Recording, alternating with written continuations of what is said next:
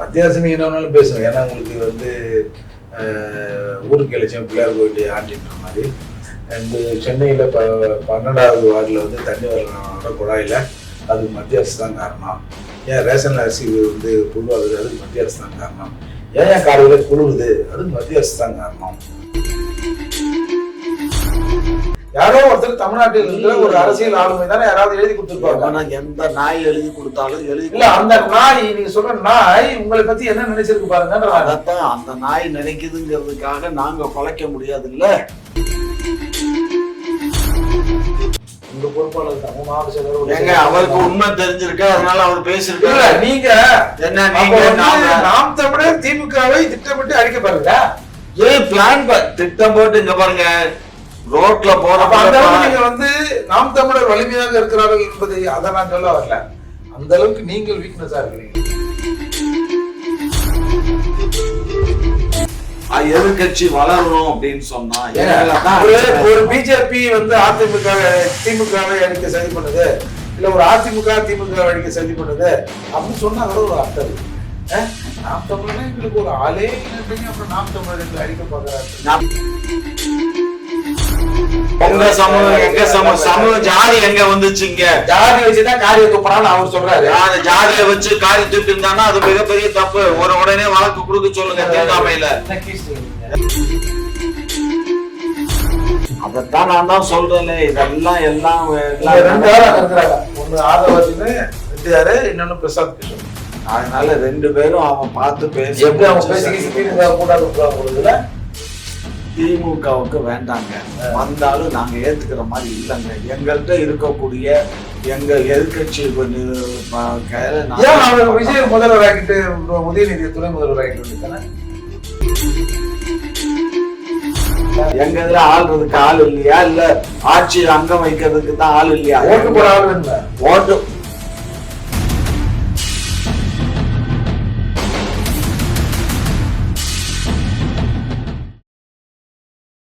குக்கு செய் நேயர்களுக்கு அனைவருக்கும் வணக்கம். இன்றைக்கி நம்மளோட யார் நினைச்சிருக்காங்க பார்த்தீங்கன்னா, திமுகவின் முன்னோடி ஐயா முனைவர் காமாட்சி நாயுடு அவர்களும் புரட்சி தமிழகம் கட்சியின் தலைவரும் வழக்கறிஞரும் ஐயா ஏர்போர்ட் மூர்த்தி அவர்கள் கலந்துருக்காங்க. வணக்கம் ஐயா.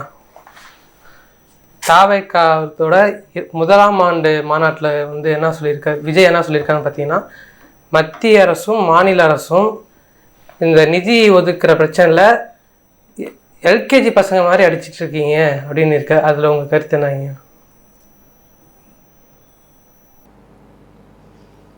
எல்கேஜி பசங்க மாதிரி அவருக்கு தெரியுது. ஒரு ஆட்சியில் இருக்கக்கூடிய மோடிஜி அவர்களையும், அவர் இந்த இந்திய தேசத்தினுடைய ஒரு பிரதமர், ஒரு திரு மு.க. ஸ்டாலின் அவர்கள் ஒரு தமிழகத்தினுடைய முதலமைச்சர். இரு அமைச்சர் பெருமக்களை பார்த்து எல்கேஜி ஸ்டூடெண்ட்னு சொன்னார்னா அப்போ அவருடைய அறிவு வளர்ச்சி, அறிவு கொழுந்து எவ்வளோ அறிவு இருக்குங்கிறத இதுல இருந்து தெரிஞ்சுக்கலாம். அவ்வளோதான், வேற என்ன பேசுறது? ஒரு பிரதமரையும் ஒரு முதலமைச்சரையும் பார்த்து எல்கேஜி குழந்தைகளை அடிச்சுக்கிற மாதிரி அடிச்சுக்கிறது.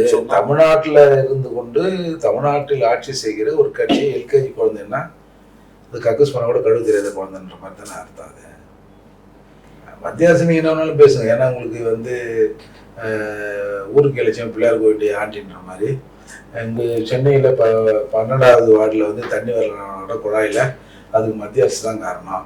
ஏன் ரேஷன் அரிசி வந்து புழுவாகுது, அதுக்கு மத்திய அரசு தான் காரணம். ஏன் காலையில் குழுவுது, அதுக்கு மத்திய அரசு தான் காரணம் அப்படின்னு நீங்கள் சொல்லுவீங்க. ஆனால் ஒரு தமிழக அரசை இவ்வளவு தைரியமாக எல்கேஜி குழந்தைங்க இப்போதான் நீங்கள் வந்து திராவிட இயக்கத்தின் 100ஆண்டு விழா கொண்டாடிட்டு இருக்கீங்க. இந்த நேரத்தில் உங்களை இப்படி அசிங்கப்படுத்திட்டாரு விஜய்னும் போது எவனோ ஒருத்தர் சரியாது எழுதி கொடுத்துலாம் போல இருக்குதுன்னு தான் நான் நினைக்கிறேன்.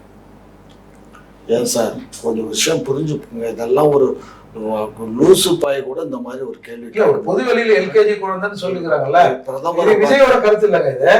யாரோ ஒருத்தர் தமிழ்நாட்டில் இருக்கிற ஒரு அரசியல் ஆளுமை தானே யாராவது எழுதி கொடுத்துருப்பாங்க. ஆனா எந்த நாய் எழுதி கொடுத்தாலும் இல்ல அந்த நாய், நீங்க சொல்ற நாய் உங்களை பத்தி என்ன நினைச்சிருக்கு பாருங்க. அதத்தான் அந்த நாய் நினைக்குதுங்கிறதுக்காக நாங்க குலைக்க முடியாது இல்ல.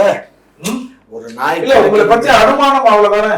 அதை ஏன் சார் ரோட்ல போற நாய் மாதிரி அவன் நேத்து கட்சி வச்ச நேத்து மலைக்கு முளைச்ச சிறிய மாநாடு ஒரு ஹோட்டல்ல புக் பண்ணி நடத்துறாங்க. சார் இங்க பாருங்க, ஒரு பெரிய மாநாடு நடத்தினா சின்ன மாநாடு ரெடி பண்ணி தராங்க. ஆ. நீங்க ஆளுங்கட்சியா இருக்கிறீங்க, உங்களை போய் இந்த மாதிரி சில்லித்தனமா சார் எங்களை சீண்டுனா தான் எவனுங்க தமிழகத்துல வளர முடியுங்கிறத உங்களை சீண்டாவா? ஆமா, எங்களை சீண்டணும், எங்களை குற்றம் நீங்களே சொல்லணும். சீமான சீண்டி தான் வளர்றீங்க. என்னது சீமான சீமான? நாங்க எங்க சீமான் தான் எங்களை திட்டி வளர்றாரே தவிர அவரை நாங்க ஏங்க என்ன உள்டாவா பேசுறீங்க? என்ன நீங்க ஈரோட்ல போய் பேசுனீங்களே சீமான என்ன பேசுறீங்க? என்ன இருங்க வருங்க. நாகப்பட்டினத்துல ஆதரவு நலக்குழு தலைவர் ஒருத்தர் வந்து என்னை வந்து எங்க ஒன்றிய செயலாளர்கிட்ட போய் எங்க பகுதிக்கு நாங்கள் கொஞ்சம் இந்த அடிப்படை தேவையெல்லாம் செஞ்சு தரணும்னு கேட்டேன்.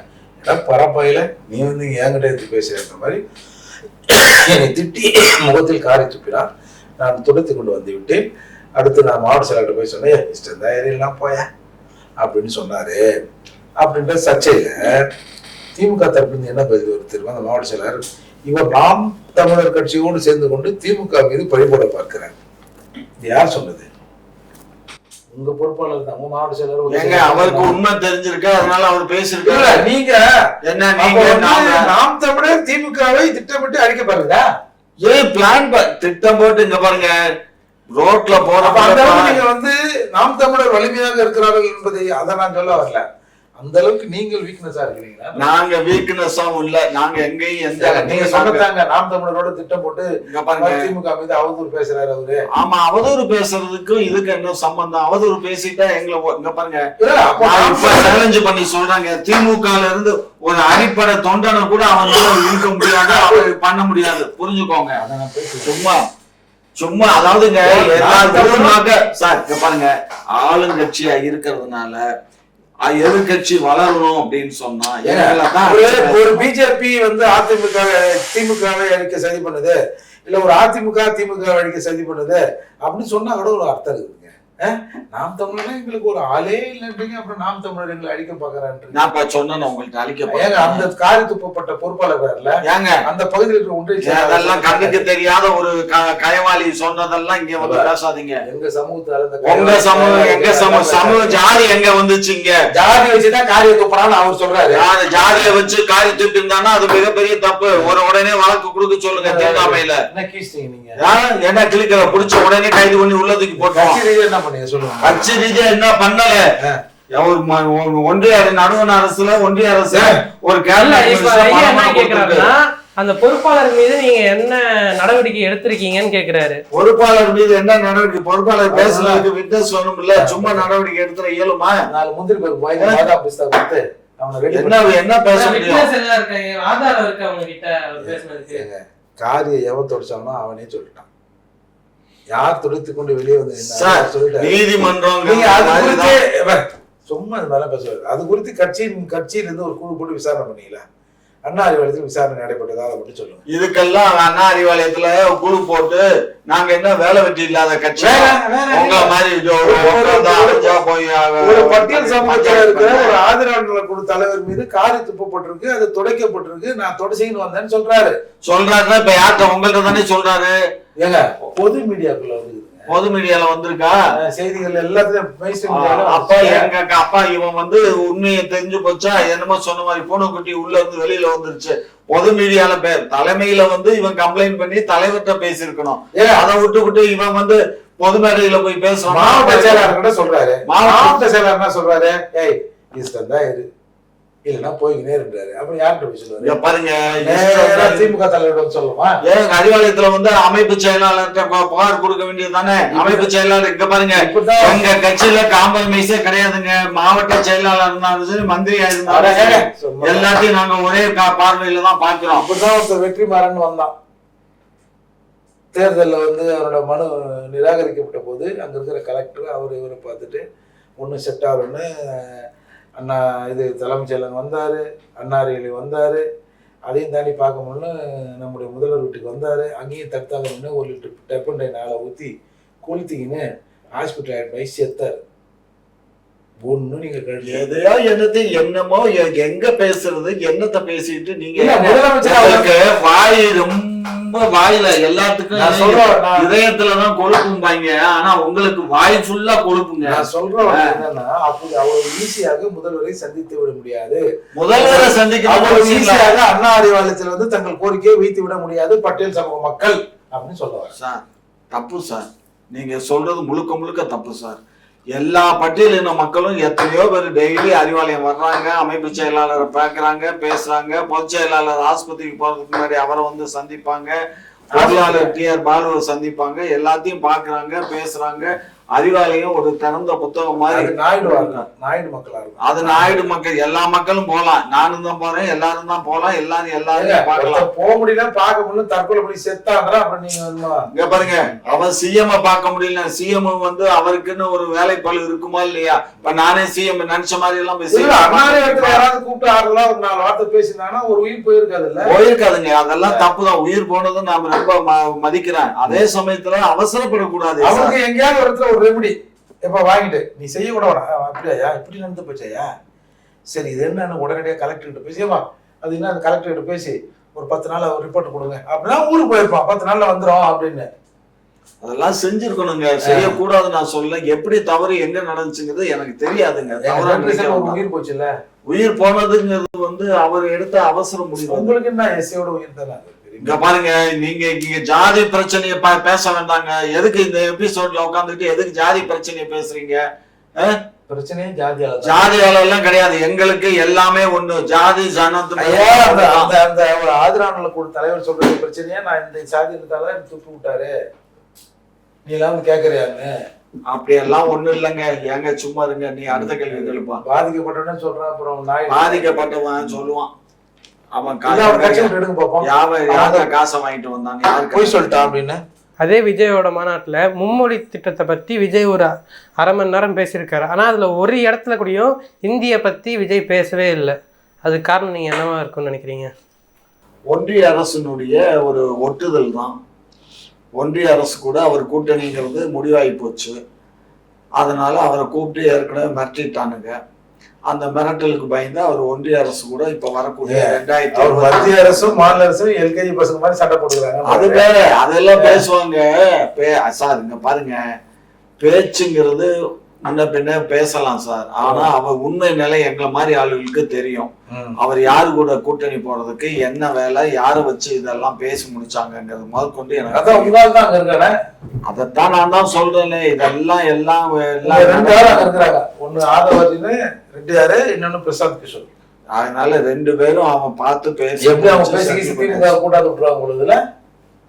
திமுகவுக்கு வேண்டாங்க, வந்தாலும் நாங்க ஏத்துக்கிற மாதிரி இல்லைங்க. எங்கள்கிட்ட இருக்கக்கூடிய எங்க எதிர்கட்சி விஜய் முதல்வர் ஆகிட்டு உதயநிதி துணை முதல்வர் ஆகிட்டு வேண்டியதானே. என்ன மஸ்துக்கு நாங்க என்னத்துக்கு அவனை போய் கூப்பிட்டு வந்து என்ன முதலமைச்சர் உட்காரு, நாங்க என்ன மஸ்துக்கு சொல்லணும்? சரி, என்ன தேவை? உதயநிதியை வந்து எங்களோட ஆள் இல்லையா? எங்க இதுல ஆள்றதுக்கு ஆள் இல்லையா? இல்ல ஆட்சி அங்கம் வைக்கிறதுக்கு தான் ஆள் இல்லையா? ஓட்டு போட ஆள் வேணுமே. ஓட்டு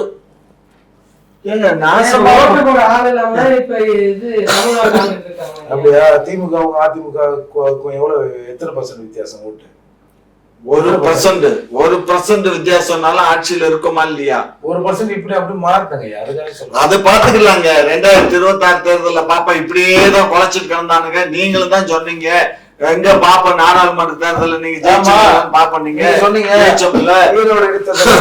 போன தடவை வாங்கி ஓட்டை விட ஒரு ஓட்டு வாங்கினா கூட நாங்க மீசி எடுத்துக்கலாம் சொன்னீங்க. அதனாலதான் பேச நான் வெட்டி வந்தேன். முறுக்குற மீசையை கட் பண்ணதே பெரிய விஷயம். காமாட்சி நாயுடு திமுகவினரின் முறுக்கு மீசையை கட் செய்த சீமான், செந்தமிழன் சீமான். ஆமா, முன்னும் பல பேரோட மீசையை நறுக்க வேண்டியது. பாப்போம். தபதிக தோழர்கள் வந்து சீமான் அவர்களின் வீட்டுல பெட்ரோல் குண்டு வீசப்படுவதாக ஆலோசித்ததன் பெயரில் உளவுத்துறை அவர்களை கைது செஞ்சிருக்கு 10 பேரை. அதை நீங்க எப்படி பாக்குறீங்க? ஈரோட்டில் ஒரு தமிழ் தான் சொன்னான், பெட்ரோல் குண்டு போட்டுருவேன் நான் வந்து அந்த என் மேலே பழைய கேஸ்லாம் இருக்குது அப்படின்னு சொன்னான். அந்த ஆளை இன்னும் கைது செய்தார்களான்னு தெரியல. ஆனால் அந்த சொன்ன ஆள் வீட்டு முன்னாடி தான் லாஸ்ட் நாளுக்கு முன்னாள் கூட்டம் நடைபெற்றது.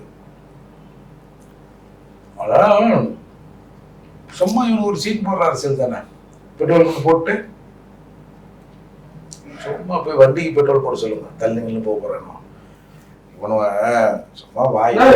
கைது செஞ்சிருக்கீங்க. இல்ல அந்த மாதிரி ஒரு 4 பேர் யோசித்து இருக்கலாம். இப்ப நம்ம அவங்களை பத்தி பேசணும்ல.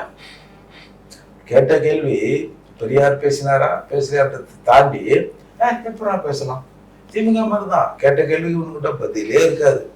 ஏன்னா இவர்கள் எல்லாம் சாத்தானின் பிள்ளைகள், இவங்ககிட்ட பதில் இருக்காது. அக்கிரமத்தின் அரசர்கள், அதனால இவங்ககிட்ட பதில் இருக்காது. அதனால இவங்க இந்த மாதிரி ஏதாவது வன்முறை தூட்டி விட்டு அப்படியே டைவர்ட் பண்ணிட்டு எங்களை பேசணும், நாங்கள் அடிச்சிருவோம்.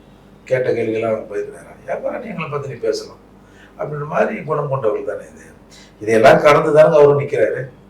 பல பேர் அரசியல் இதை கடந்து தானே நிற்கிறோம். அதெல்லாம் சட்டப்படியான நடவடிக்கை எடுக்கட்டும். இல்ல அது சட்டம் அதனுடைய கடமையை செய்யும்.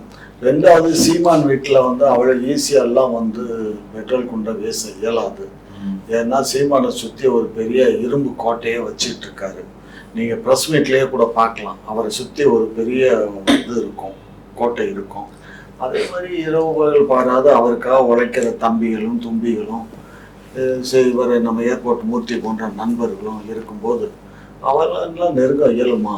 என்னத்தையும் அவனுக்கு ஒரு ஆசை, நம்ம பெட்ரோல் குண்டை ஊத்திடலாமான்னு. அதெல்லாம் இயலாது. அது பின்னாடி நீங்க இருக்கிறீங்களோ அவன் பார்த்தான். ஏன் ஓப்பனா சொல்ல வேண்டிய நீங்க தான் ஆள் அனுப்பிச்சீங்கன்னு கூட சொல்ல வேண்டியது. அப்புறம் என்ன பேசுவீங்க? சந்தேகப்படுத்து என்ன சந்தேகம்? உங்களுக்கு எல்லாத்துலயும் தான் சந்தேகம். ஒருத்தர் பெட்ரோல் கொண்டு போடுவேன்னு சொல்றான், அவன் வீட்டை சுத்தி 200 போலீஸை போட்டா நீ பாதுகாக்கிறீங்க அவனை. ஆமா, அப்புறம் ஏன் பாதுகாப்பு அவனுக்கு இல்ல, சீமானுடைய வீட்டுக்கு தான் பாதுகாப்பு. இல்ல அங்க ஈரோடுல சொல்றேன். நாங்க அந்த ரோட்டை பிளாக் பண்ணி சுத்தி போகன்றீங்க. 200 போலீஸ் நிக்குதா, இருந்தாலும் வெளியில நின்று போன் பண்ணிக்கிறான். உங்க தலைமாரி தாங்க இது அவனுங்க. அப்ப இதெல்லாம் அரசோட ஆசீர்வாதத்தோட நடக்குது. பார்த்துப்போம். ஐயா சொல்ற மாதிரி அரசோட ஆதரவோட தான் நடக்குதா? அரசு என்னத்துக்கு ஆதரவு கொடுத்துட்டு அப்புறம் இது கைது பண்ணுது? என்ன முட்டாள்தனமா கேள்வி வைக்கிற நீயும்? உனக்கு ஒரு அறிவு வேண்டாம்? தான் பேசாரு அப்படின்னா சீமான் விட முற்றுகை தானே. எப்படி அவ்வளவு பேர் அங்க அசம்பிள் ஆகிட்டீங்க? வள்ளூர் கூட தாண்ட அண்ணா யூனிவர்சிட்டி பெண்ணுக்கு நியாயம் கேட்டு ஆர்ப்பாட்டம் பண்றதுக்கு அன்புமணி சாமியா அவர்கள் வராங்க. என்ன அவங்க என்ன அங்க என்ன பிரச்சனை பண்ண போறாங்க? வண்டில இருந்து இறங்க உடனே அவனுக்கு கைது பண்றீங்க. அதிமுக அந்த மாதிரி பண்ணா கைது பண்றீங்க. அந்த ஸ்பாட் இறங்கவே விட மாட்டீங்க. ஆனா அத்தனை பேர் அங்க அசம்பிள் பண்ண உடனே அவன் சொல்றான், ஒன்றும் டென்ஷன் இல்லை, நம்ம ரிலாக்ஸா கூட்டிட்டு ரிலாக்ஸா போராட்டம் பண்ணலாம்னு சொல்லிட்டு அதுல ஒரு முக்கியமான ஆள் பேசுறதெல்லாம் டிவி எல்லாம் பாத்தீங்க.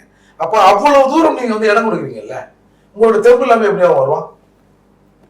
நீங்க தான் விட்டா நீங்களே போலீஸ்ல வச்சு வேலை வச்சு ஆலயத்தின் வேலை அனுப்புவீங்க பொழுது. அந்த மாதிரி ஆயிடுச்சு. ஆமா, எங்களுக்கு அதுதான் வேலை, வேற வேலை. ஏற்கனவே நீங்க வண்டிக்கெல்லாம் நீங்க தான் காசு கொடுத்தீங்கன்னு எல்லாருமே சொன்னாங்க. ஆமா ஆமா ஆமா, சும்மா ஏங்கய்யா இதெல்லாம் ரொம்ப நாளைக்கு தமிழ்நாட்டுல நாங்கெல்லாம் பார்த்துட்டு நாங்க போறோம். இங்க பாருங்க, உங்களையும் பார்க்கத்தான் போறோம், உங்க டாக்டரையும் பார்க்கத்தான் போறோம், சீமானையும் பார்க்கத்தான் போறோம், விஜயும் பார்க்கத்தான் போறோம். எங்களுக்கு எல்லாத்தையும் பாரதிய ஜனதா கட்சியும் பார்க்கத்தான் போறோம். எல்லாத்தையும் நாங்க பார்க்கத்தான் போறோம். நாங்க ஒன்னும் ஒளிஞ்சு நாங்க ஒன்னும் இதுக்குள்ள குழுமக்குள்ள போய் ஒளிஞ்சு உட்காந்துக்கிடல. பப்ளிக்கா தான் உட்காடுறோம், பப்ளிக்கா தான் பேசுறோம். நாங்க யாருக்கும் அஞ்ச வேண்டியது இல்லை. நாங்க கள்ளம் இருந்தா தானங்க நாங்க பயப்படணும். எங்களுக்கு ஒரு நெஞ்சில உரம் இருக்கு. நாங்க யாரையும் தவறா பேசுறதும் இல்லை, தவறான நடவடிக்கையில ஈடுபடுறதும் இல்லை. அப்படி இருக்கும்போது எங்களுக்கு என்ன சிரிக்கணுமா? எதுக்கு சிரிக்கணும்? உங்க மாதிரி ஆளு பேசுறதுக்கு தான் சிரிப்பு வருது. உண்மையிலே உங்க மீசியை பார்த்தீங்கன்னா எனக்கு சீமா நாம தான் வருது. என் தலைவனோட மீசியை நெருக்கிட்டாரு சீமான.